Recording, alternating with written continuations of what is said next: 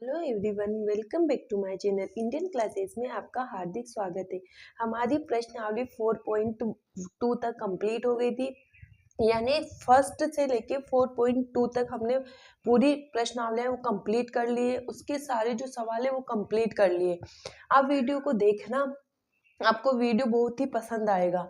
अगर आप इससे पहले वाली वीडियोस पढ़ना चाहते हो तो आपको कहाँ मिलेगी? आपको इंडियन क्लासेस की प्लेलिस्ट में मिलेगी। सबसे पहले इंडियन क्लासेस को सर्च करना है, उसको सब्सक्राइब करने के बाद जब आप प्लेलिस्ट ओपन करते हो तो आपको सारे सवाल वहां मिल जाएंगे।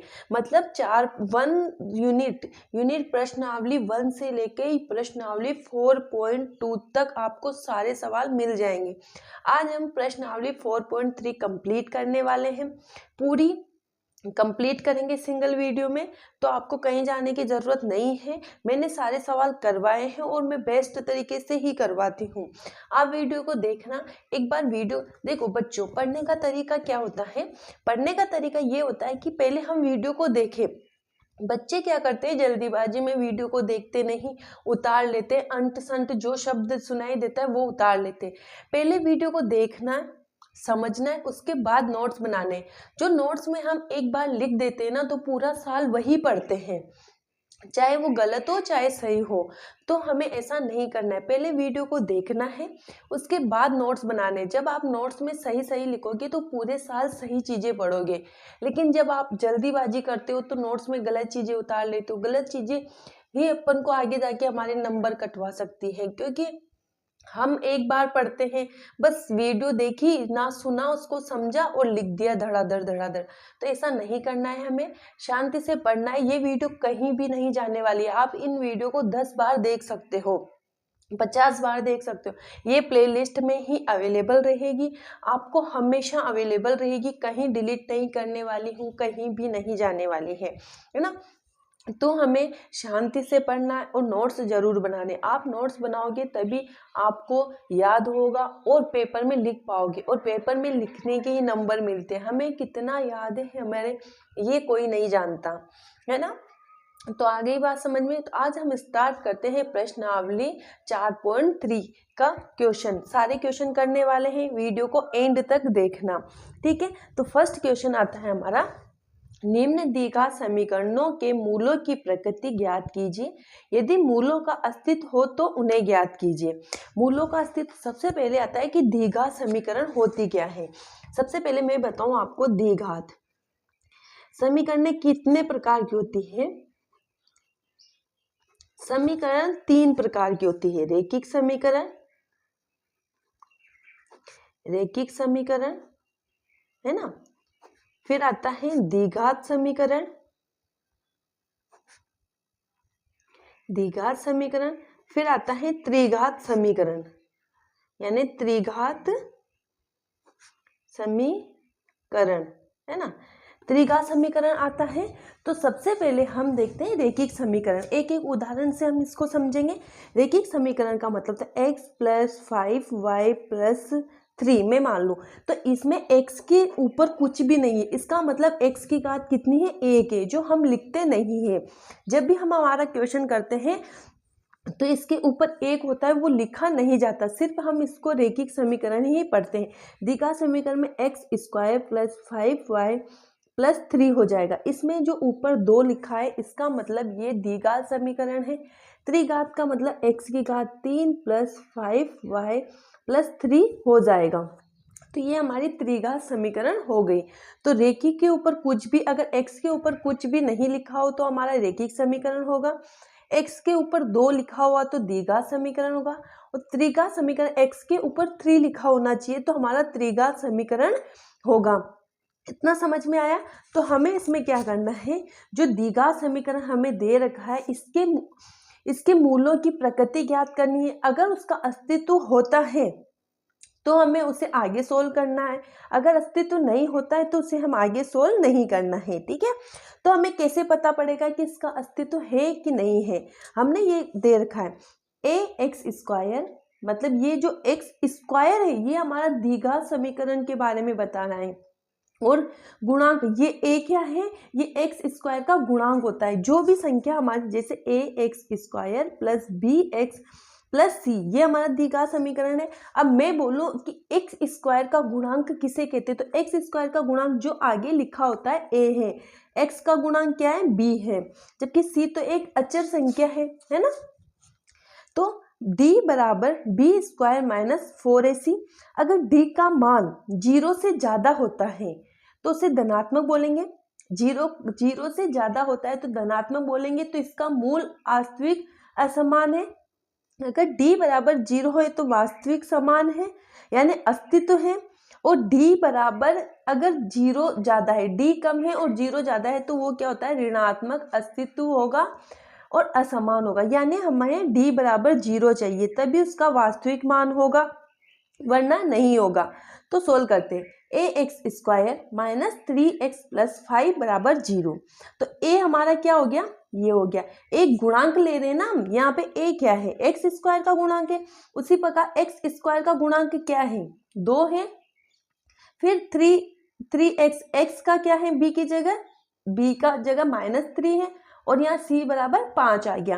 तो हमें ये सूत्र लगाना है, ये सूत्र लगाना है, d बराबर बी स्क्वायर माइनस 4ac है ना।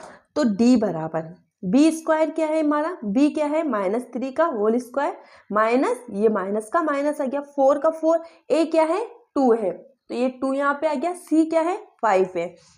अब देखो 3 का 3 से गुणा करेंगे है ना, 3 स्क्वायर माइनस 3 स्क्वायर का मतलब क्या होता है, 3 इंटू 3 होता है, तो 9 आ जाएगा माइनस का 9।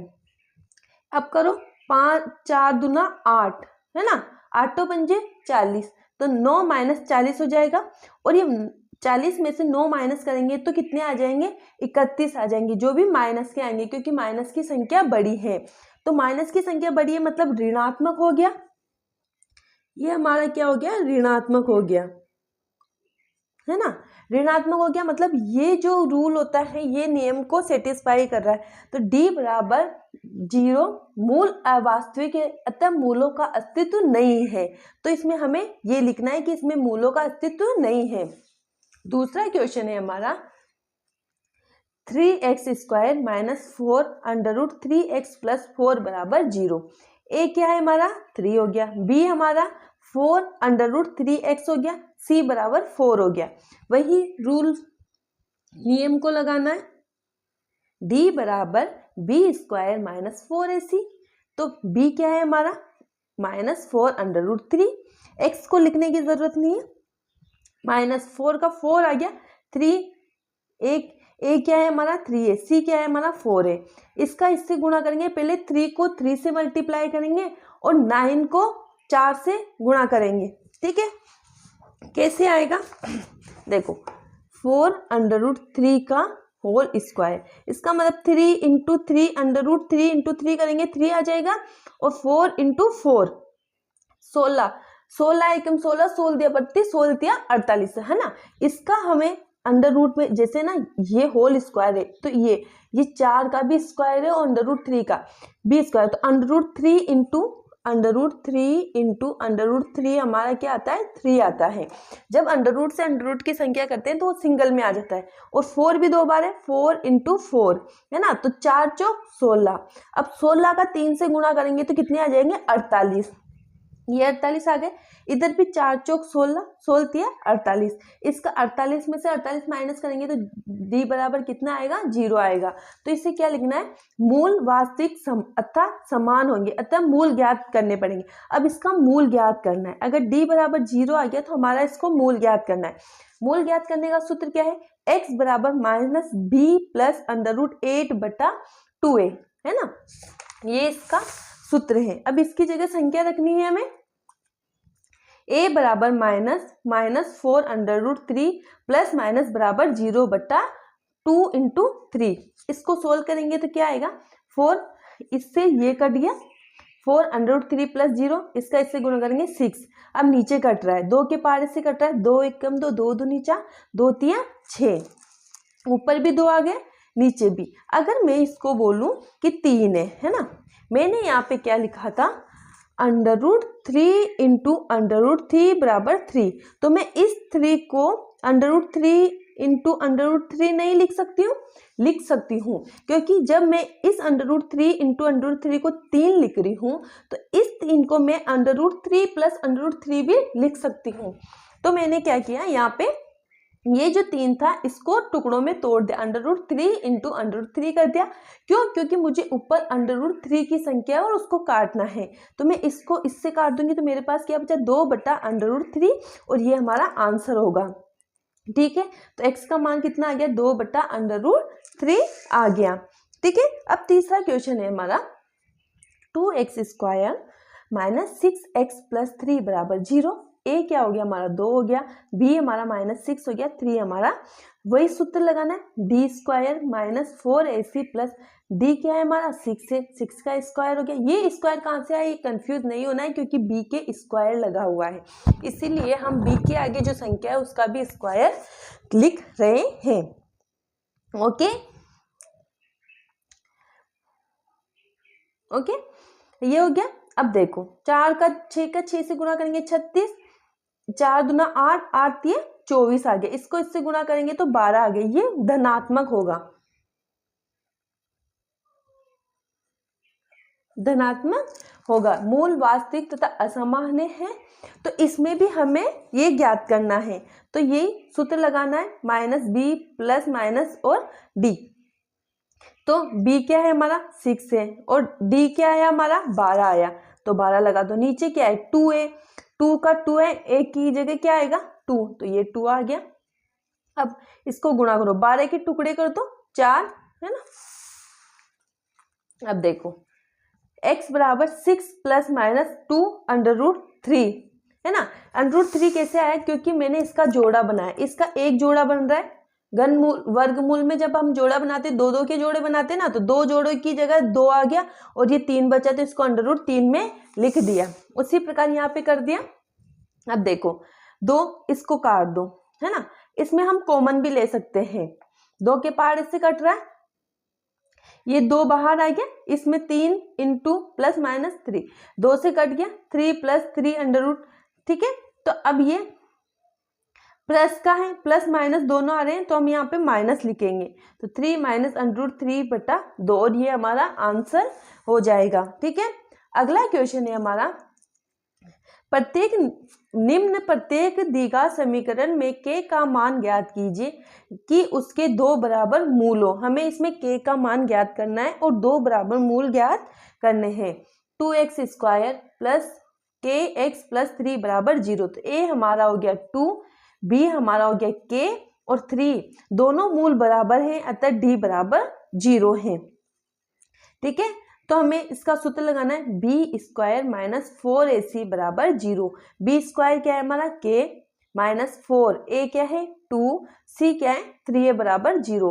k² माइनस इसका सबका गुणा करेंगे तो 24 आ जाएगा, k² 24 बट्टा k प्लस माइनस √24।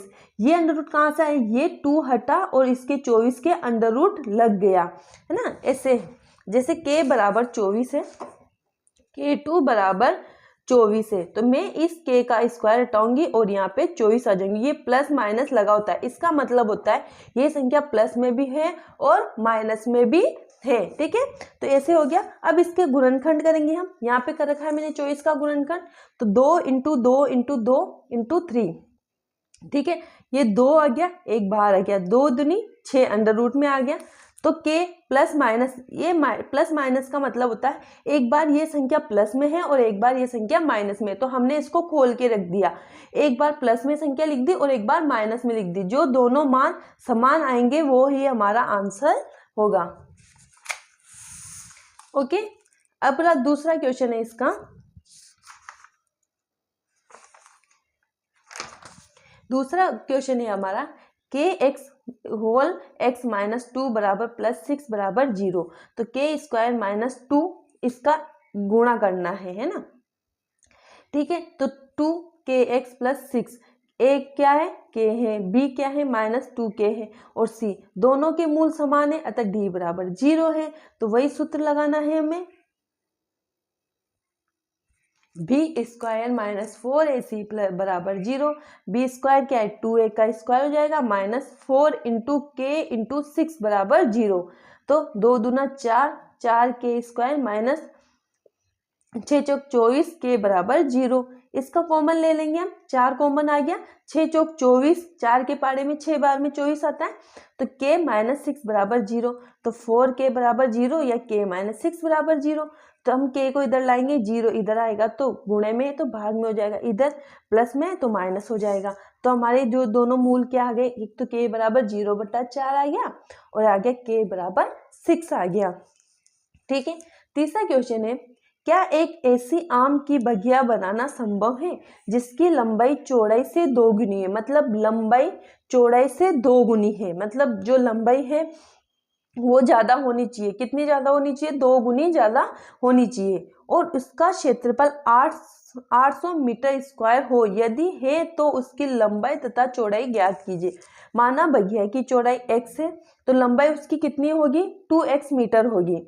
बगिया का क्षेत्रफल 800 मीटर स्क्वायर दे रखा, तो लंबाई इंटू चौड़ाई कितनी है, 8 है। तो लंबाई हमने कितनी मानी, 2x मानी और चौड़ाई कितनी मानी, x मानी।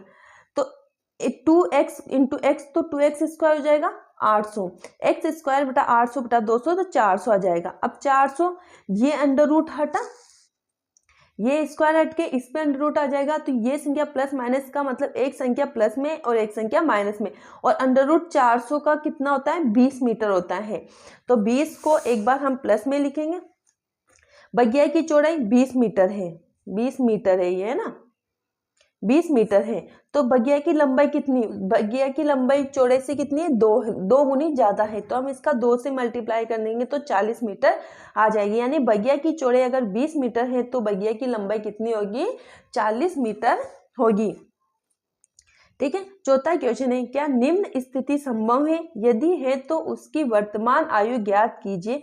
2 मित्र की आयु का योग 20 वर्ष है, 4 वर्ष पूर्व उनकी आयु का गुणनफल 48 होता है ना। तो हमें क्या ज्ञात करना है, इसकी वर्तमान आयु ज्ञात करनी। माना प्रथम मित्र की आयु x है, 4 वर्ष पूर्व प्रथम मित्र की आयु x माइनस 4 है ना। तो दूसरे मित्र की आयु 20 माइनस x माइनस 4 यानी 16x माइनस है। तो प्रश्न अनुसार क्या है, x मतलब प्रथम मित्र की आयु x माइनस 4 है और दूसरे मित्र की आयु 16 माइनस x बराबर 48 है। इसका गुणनफल कितना है, 48 है, तो 48। अब हमें इसको कैसे सोल्व करना है, सबसे पहले फर्स्ट और थर्ड को गुणा करना। फर्स्ट क्या है हमारा, x है ना, और सेकंड क्या है हमारा 16 है ना, तो 20 आ जाएगा। तो हमें क्या करना है, 16x minus x square minus 64, 16 चौक 64, 4x बराबर 48 है ना। एक्स स्क्वायर माइनस हमें ये करना है एक्स स्क्वायर 20x, 16 में से नहीं, इसका ऐसे करना है 20x माइनस 64 माइनस 48 बराबर 0 है ना। हमें फर्स्ट क्या है हमारा x है, सेकंड क्या है हमारा कुछ नहीं है 20 है ना, 20x माइनस है ना, ये 20x। दूसरे मित्र की आयु क्या है, 20 माइनस x है, तो 20 माइनस x ले लिया है ना। तो 20 माइनस x बराबर माइनस 64 माइनस 48 बराबर 0। ये 48 माइनस इधर आएंगे तो इसके हो जाएंगे माइनस के, है ना, इधर प्लस के थे तो माइनस के हो गए। और ये 20x कहाँ से आएगा, 4x और 16x को जोड़ेंगे तो हमारा 20x हो जाएगा। तो x स्क्वायर 16 और 4 20x square 20x minus 64 minus ये प्लस के हैं, ये उठ के इधर आ जाएंगे तो माइनस के हो जाएंगे। X square plus 20x minus, अब देखो इसको जोड़ो, ये प्लस माइनस का है, ये माइनस का है, माइनस माइनस प्लस होगी, उत्तर हमेशा माइनस में आता है।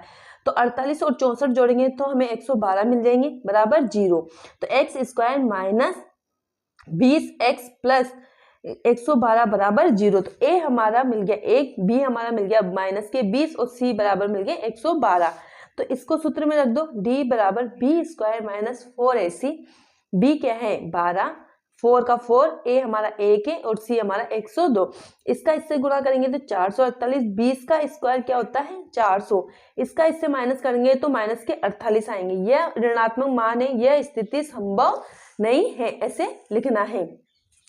अगला क्वेश्चन है हमारा, क्या परिमाप 80 मीटर या क्षेत्रफल 400 मीटर स्क्वायर के एक पार्क को बनाना संभव है? यदि है तो उसकी लंबाई तथा चौड़ाई ज्ञात कीजिए।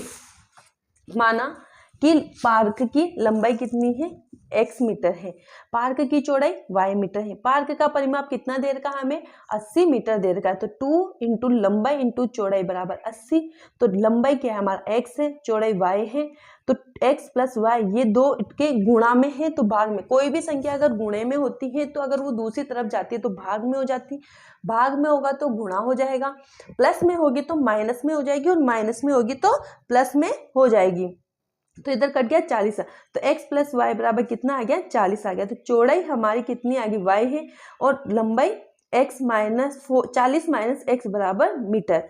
पार्क का क्षेत्रफल 400 मीटर स्क्वायर दरकार, लंबाई इंटू चौड़ाई बराबर 400 मीटर स्क्वायर।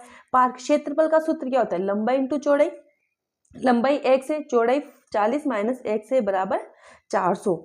तो इसका इससे गुणा करेंगे, 40x माइनस एक्स स्क्वायर बराबर 400x स्क्वायर प्लस 40x बराबर, ये इधर आएगा, ये बराबर किधर आएगा तो प्लस का हो जाएगा।